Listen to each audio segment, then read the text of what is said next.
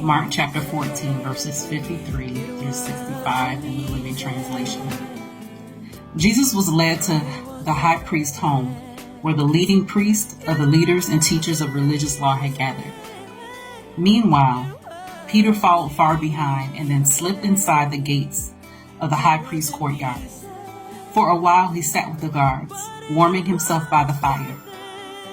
Inside, the leading priest and the entire high council were trying to find witnesses who would testify against Jesus, so they could put him to death. But their efforts were in vain. Many false witnesses spoke against him, but they contradicted each other. Finally, some men stood up to testify against him with this lie. We heard him say, "I will destroy this temple made with human hands, and in 3 days I will build another made without human hands." But even then, they didn't get their story straight.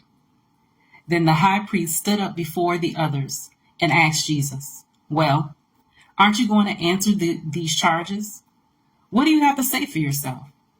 Jesus made no reply. Then the high priest asked him, "Are you the Messiah, the Son of the blessed God?" Jesus said, "I am.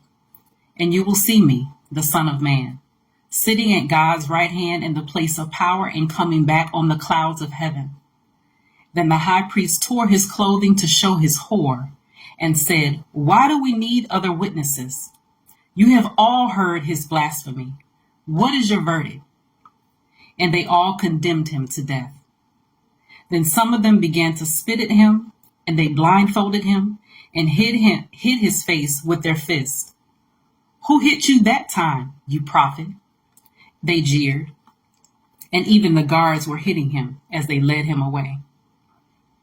When I read this passage again, what stood out to me this time was, as always, every other time that I read this passage, outside of amongst the other things, is that Jesus remained silent.